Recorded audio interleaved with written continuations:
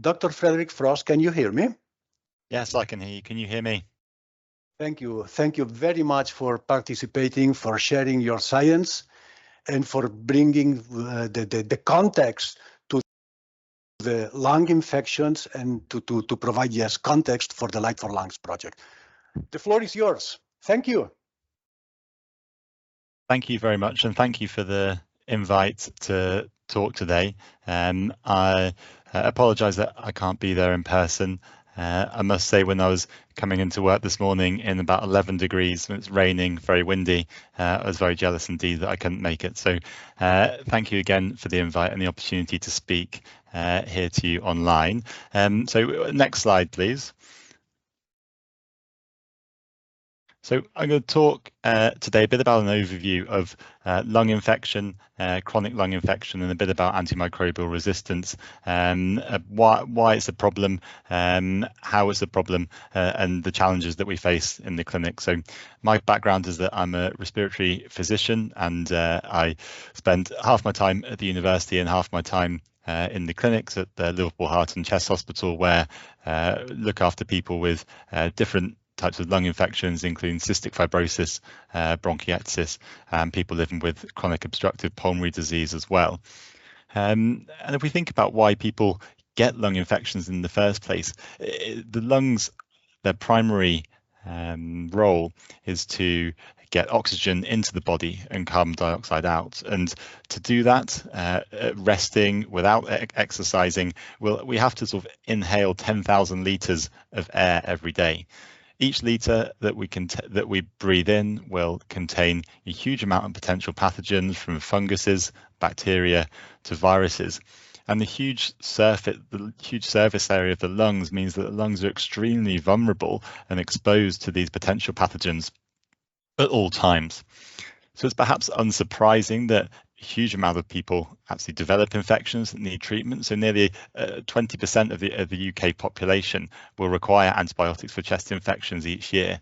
And this is particularly acute for people who live with chronic lung disease, where the lung architecture is distorted and are particularly prone to lung infections. And the burden of antibiotic usage in these populations can be much higher. So we'll move on to the next slide, please.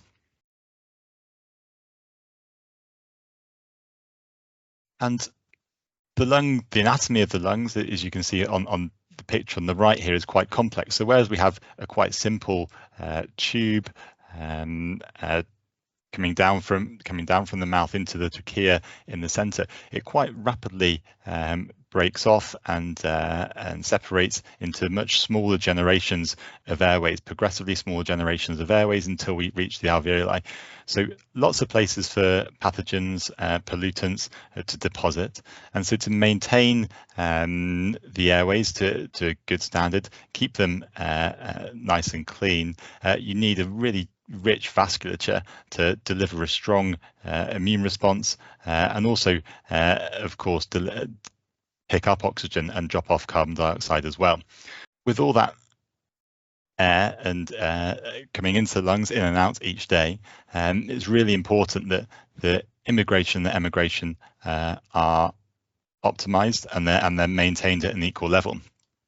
And so if we move to the next slide, to maintain that balance of immigration and emigration, the lung has to have a number of defense mechanisms. Now, the most obvious one is the cough. So when certain particle sizes are detected or trigger the airways, we cough. Now, we all cough pretty much every day, some people more than others, but that's a natural defense mechanism of the lung to get rid of quite a lot of the pathogens or the potential pollutants that might cause problems. We also have a well-developed immune system with both innate and adaptive components that can recognize potential pathogens and deal with them both in the airway themselves, but also in the bloodstream and tissues nearby. And we also have this physical defense mechanism known as the cilia. Now, the cilia are those little sort of wafting little strands of tissues or cells that you can see in that photo, and they catch pathogens and waft them back up towards the more proximal airways, where they can be expelled via cough. So if we move on to the next slide, please.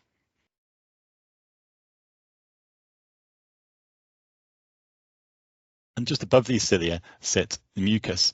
And in the normal, healthy lung, this thin layer of mucus is excellent at capturing pathogens, capturing pollutants, capturing irritants, and the cilia help waft it up. So it really is a physical defense barrier that catches things almost like a net and will waft these pathogens up towards the more proximal airways where they can be coughed.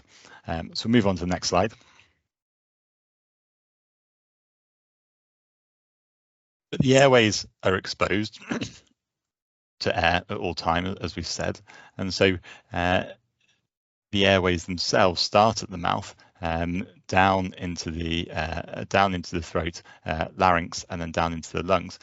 And the conditions or tissues that you'll find in those different areas of the lungs differ quite significantly. And as such, the bacteria that you find there naturally and also in disease will also differ quite significantly. It's of interest that in the deep in the lung, where you'll find mucus and mucus plugs, the oxygen levels in those areas of lungs can actually be extremely low, despite this being the main function of the lungs functioning to bring oxygen into the body. You'll actually find that areas of the lungs have very, very low oxygen levels, such that anaerobic bacteria that grow in without much oxygen, can thrive. And so the lungs are constantly being exposed to bacteria. They're constantly being exposed to a range of different pathogens throughout the whole respiratory tract system. And so it's perhaps unsurprising that infections happen from time to time. And this is what they look like. So if we just roll on to the next slide.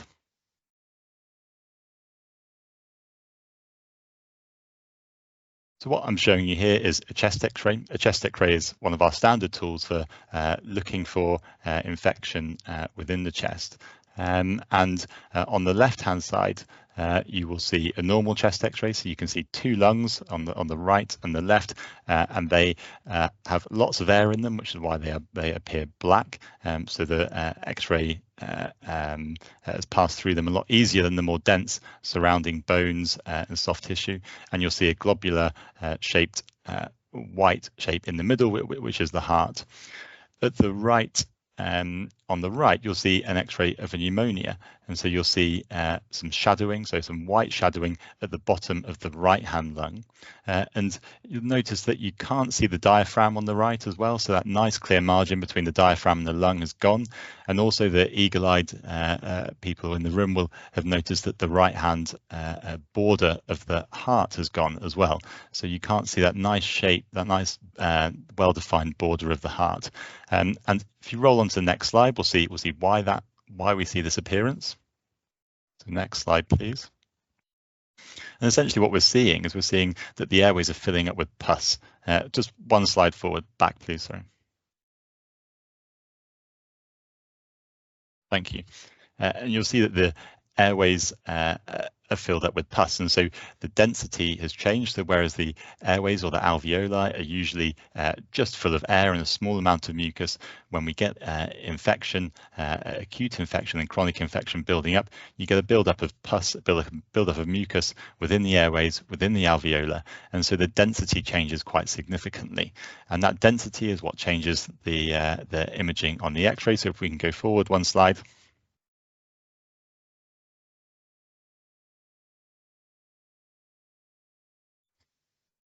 And that's where we see the change in the X-rays going through the body, the change in the X-rays going through the lung. They meet that dense pus, and you can see the features of a pneumonia on the X-ray. So if we next slide, please.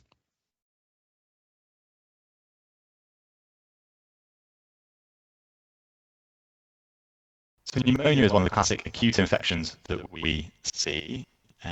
Chronic lung infection is something that we see a lot in the clinic, and it has an extreme effect on symptoms, treatment burden, and ultimate outcomes for patients who live with chronic lung infection. Now, not all bacteria or pathogens can cause chronic lung infection. There are some typical usual suspects.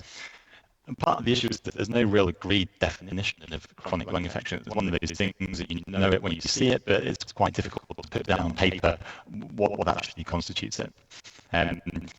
What we tend to rely on is the feature clinical syndrome consisting of recurrent growth of bacteria in sputum. So phlegm samples that often look like this in the test tube, very green, and people bring this up on a daily basis, and that can vary from a small amount in the morning when they first wake up to people filling up cups and cups and cups of this type of sputum throughout the day.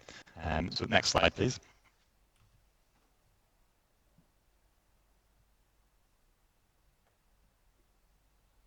When we think about the type of people that get chronic lung infection, I think there's three main diseases that we think about, and I'll briefly run through them. So cystic fibrosis is a genetic condition that is actually a genetic problem that causes a defect in the salt-ion transporter. Now, what's that got to do with the lungs? Well, the salt-ion transporter is on every epithelial cell lining on the body, or nearly all of them, and it's responsible for the transport of chloride. Now, the transport of chloride is closely linked to the transport of sodium, and wherever sodium goes, water will follow. So ultimately, what you end up with in cystic fibrosis is a lack of chloride being secreted into the epithelial area, a lack of sodium being secreted into the epithelial linings in the airways, and a lack of water being secreted.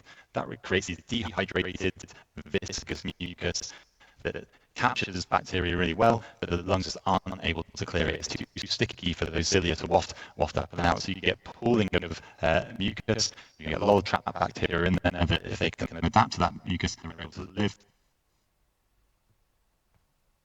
Then they can colonize the lungs and live there indeed. COPD is a condition caused by inhaling irritants to the lungs or pollutants. Most commonly, cigarette smoking can be genetic, and it can be related to air pollution. The progressive damage from the pollutants or genetic problem result in structural lung abnormalities that again mean that the body's the innate defense mechanisms that we talked about aren't able to clear mucus in the same way, and they aren't able to clear infection in the same way. Bronchiectasis is the final condition that we see a lot of, and it's somewhere between cystic fibrosis and COPD. It can be genetic, it can be caused by smoking, but most of the time it's neither of the two. But people do get a lot of phlegm building up and a lot of infections. There is a couple of other conditions that we often see chronic lung infection, and those common things like asthma, but also people who are immunosuppressed, so taking treatments that will reduce their immune system. For example, people who are taking immunosuppression because of lung transplant. So next slide, please.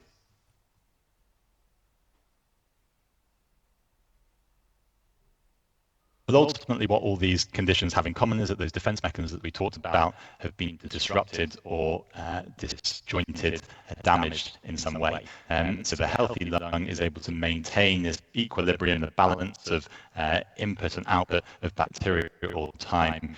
And it doesn't take much in terms of a genetic abnormality, a salt transport abnormality, or a structural abnormality to really impair those mechanisms. And that's when we start to see chronic lung infection. So next slide, please.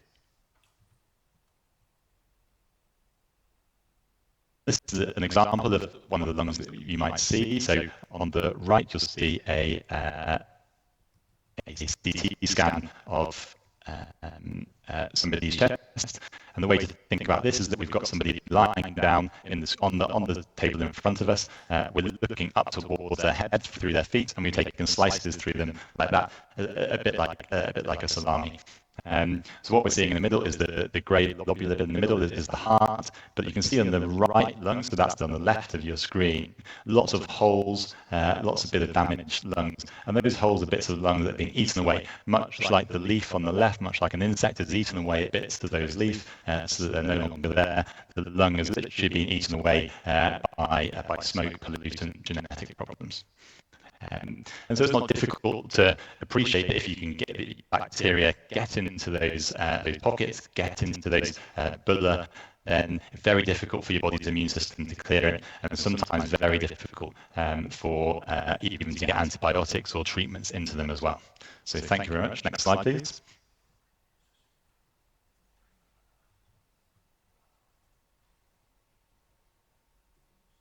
If you think about what sort of bugs cause chronic lung infection, it's important to sort of take a step back and say that when we look down into the lungs with a camera called the bronchoscope, we often see a picture that looks like the one on the left. Now, this is a relatively normal looking airway, so a nice pale pink looking airway mucosa. You can see the different generations and branches of the airways sort of going off into the distance as you look down. Let's compare that to someone with lung infection or chronic lung infection on the right-hand side, where you see the tissue is a lot more red, it's a lot more inflamed, but there's also big balls of pus, big balls of mucus that you can see there. And we used to think that when we looked down into the lungs and saw a nice image on the left, that there was no infection there, that there were no bugs there, and actually the lungs were sterile. And it was only when we got infection that we saw those big balls of pus. But we now know that that's not the case. And if we roll on to the next slide, actually what we know now is that even in those healthy airways, those nice, pale, clean-looking airways, there is a lung microbiome there, and it's tends to be a diverse microbiome. And what I mean by that is a well-balanced microbiome with lots of different members. And most of these members in the healthy microbiome are things that you might find in the oral microbiome. So things that are dropping down into the lungs. They might not necessarily stay there for that long, but they're contributing, they're transcriptionally and transcriptionally active while they're there, and so they're contributing to your the mechanisms and immune mechanisms within the lung in health. If we just roll on to the next slide. But there's plenty that can go wrong in the lungs, and there's plenty that can go wrong at various different parts anatomically from the lungs and also the surrounding area. And so the flora or the microorganisms that you see in the different parts of the lungs and the different parts of the respiratory airway can all contribute to dysbiosis and ultimately disease deeper in the lung itself. And some of these pathogens are quite specific. So, for example, Pseudomonas, we tend to think quite closely about cystic fibrosis, bronchiectasis, and PCD, but other Streptococcus will cause pneumonia, and even some of the oropharyngeal flora can cause really significant chronic lung disease in people who are immunosuppressed. So next slide, please. And much like we develop as humans over time, the lung microbiome develops over time. And this is an example of people living with cystic fibrosis, that genetic condition that I talked about. And what you'll see here is that if you look at the younger children, so those between age 0 and 5, the most common bacteria that we culture from their sputum is Staph aureus. Now, as the people get older, the Staph aureus and indeed the other pathogens like Haemophilus influenzae seem to reduce down, and they become replaced by Pseudomonas aeruginosa, such that by the time you get to your 30s or 40s, well over up to 80% of people will be colonized with this pathogen. And so your lung microbiome develops over time. It develops as you get older. That's natural in humans anyway. But we see that in people with lung disease, they develop in a slightly different way. So if we just roll on to the next slide. This is a representation of the lung microbiome in people with cystic fibrosis. And we've called it health, but actually this is actually when they're very young. And you don't need to worry too much about the pathogens or the species involved here. But I just want to draw your attention to some key patterns. So these are on the left. We've got some samples taken from very young children, I think between 6 months and 3 years old, and particularly on the bars on the left. I just want you to appreciate how many different colours there are, how no single colour seems to be dominating the entire bar chart. And each bar there represents a single patient's lung microbiome. Now, if we look at the disease. So these are on the right. So these are people who have come to our hospital at the heart and chest with an acute chest infection or acute on chronic chest infection with cystic fibrosis. Just look at the little pattern in those bar charts there. So you can see that in many cases, their microbiome completely dominated by a single pathogen, in this case, Pseudomonas aeruginosa. And while there are some changes over time in these people, actually that dominant microbiome is associated with much poorer outcomes. So we can move on to the next slide, please.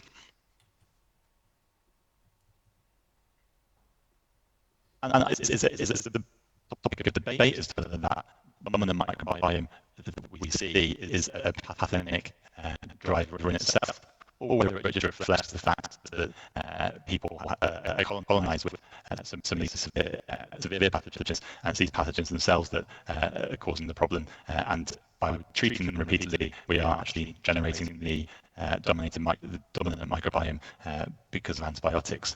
But while that is debated, there's absolutely no debate about the clinical significance of some of these pathogens. So, for example, Haemophilus, which we see very frequently in people with bronchiectasis, it seriously increases your chance of hospitalization. And Pseudomonas, well-established pathogen, where not only increases your chance of hospitalization, but quadruples your risk of death. So we can move on to the next slide, please. What does this all mean for patients? It means that once they have chronic lung infection, they are hit with a double whammy. So not only do they have to spend a huge amount of their body's energy fighting infection, trying to maintain infection and stop it killing them, this makes them feel awful. They have to cough, they have to clear their chest regularly, they'll feel fatigued, wheezy, headaches, fevers, almost on a daily basis. But they also have to commit a huge amount of their time just to treating the lung infection, clearing their chest. And so it's not uncommon for people with bronchiectasis or cystic fibrosis to have to spend 2 hours in the morning doing their treatments, doing their chest physiotherapy, just to get to the point of feeling like they can start the day. So an extra 2 hours every day just to get to the point that we wake up and take for granted. And over time, that has serious consequences, both in terms of inflammation in the lungs, but also in terms of multimorbidity and consequences on the body as a whole. So next slide, please. So I think that's hopefully a bit of a prelude to the pathogenesis of chronic lung infection and some of the etiologies surrounding it.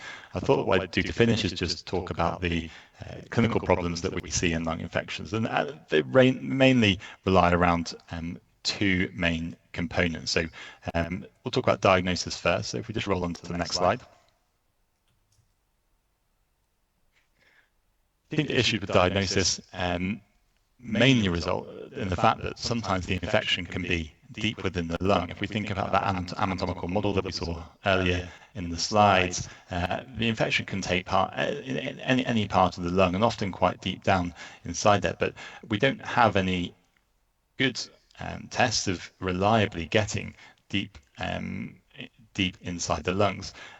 People can cough up phlegm. They can cough up phlegm very easily for us in most cases. But whether that's representative of the area that actually has a lung infection or the acute lung infection is sometimes difficult, particularly in people who have chronic lung infection where they're often bringing up huge amounts of phlegm. We can do camera testing, we can do bronchoscopy down into the lungs, but we can only really get to sort of the first third or the first 40% of the airway divisions. It's very difficult to get any deeper than that. So actually getting accurate, localized, deep samples from the lung is very challenging. It's also not undergoing bronchoscopy isn't the most pleasant experience. You wouldn't really want to do it without real indication, and sometimes even requires a general anesthetic in some patients. And I think where the infection is means that not only is it difficult to get the sample, but once you've got the sample, the conditions that we have to test them in the lab are very different to the conditions that we might find in the lungs. And so how accurate a representation of that area of infection is for the tests that we do is a challenge.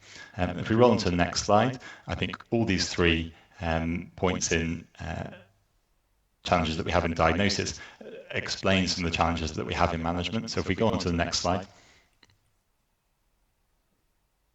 our management revolves mainly around antibiotics. We do spend a lot of time on chest clearance and some anti-inflammatory treatments as well.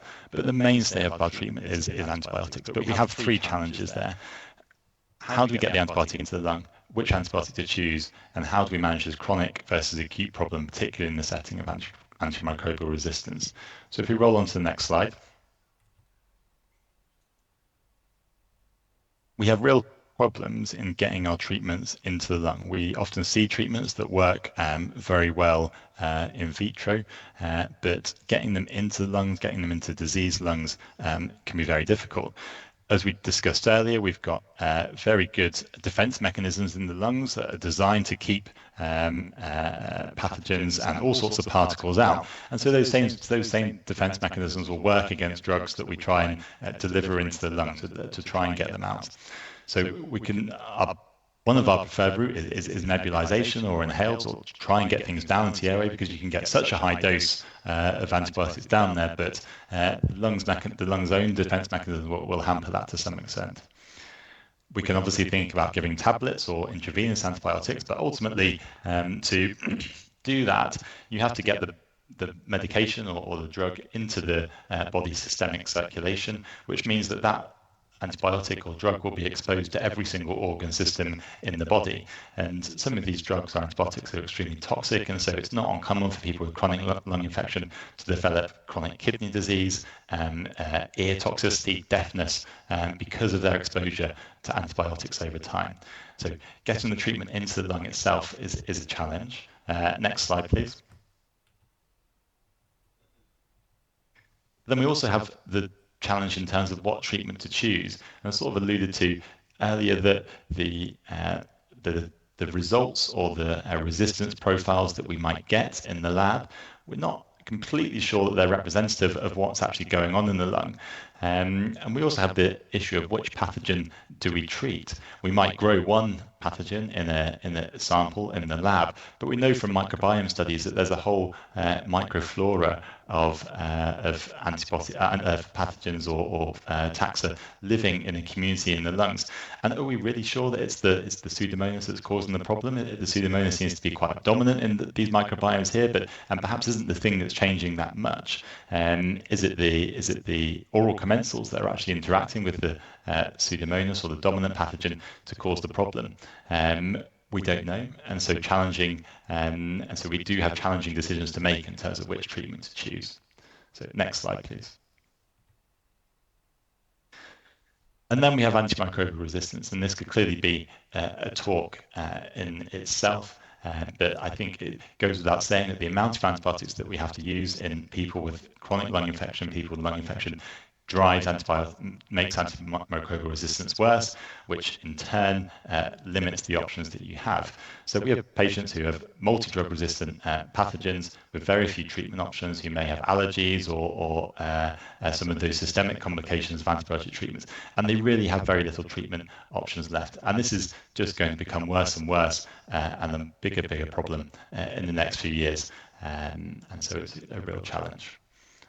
So next slide, please.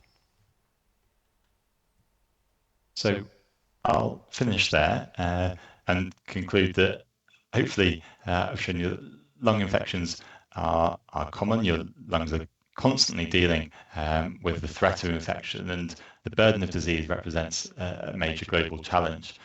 And once chronic lung infection is present, it's associated with extreme morbidity, both in terms of symptomatic burden, morbidity, mortality, but also treatment burden as well.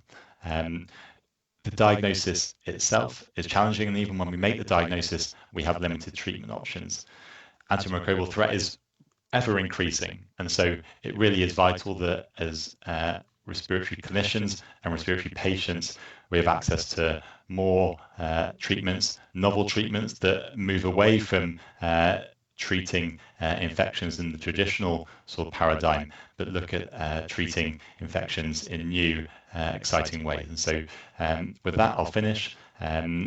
Once again, very much appreciate the invite to talk. Apologise if there's been any technical issues with the connection during the talk, but be very happy to take any questions if that's possible. Yes, thank you so much, Dr. Frost, for this fantastic presentation. I was wondering about the change of the microbiome in the lungs with age. So we do see this shift from Staph aureus to Pseudomonas. How does this impact the risk of getting lung infections? And is there an explanation for this shift?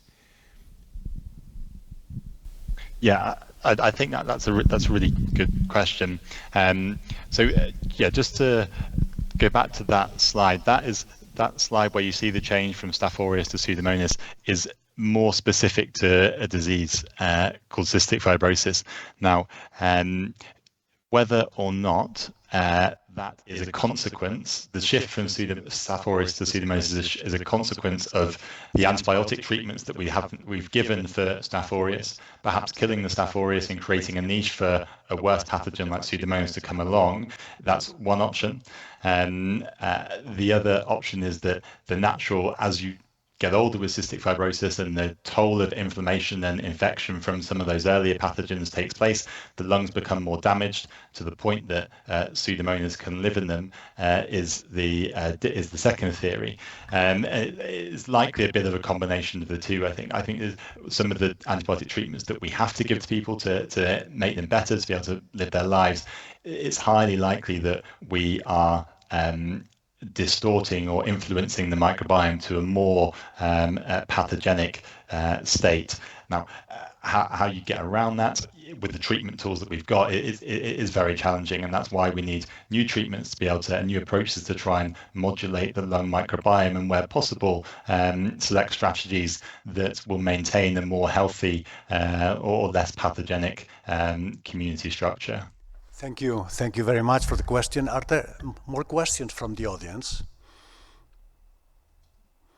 If not, if I may, based on your experience, can you compare systemic versus aerosolized antibiotics? Which one worked better?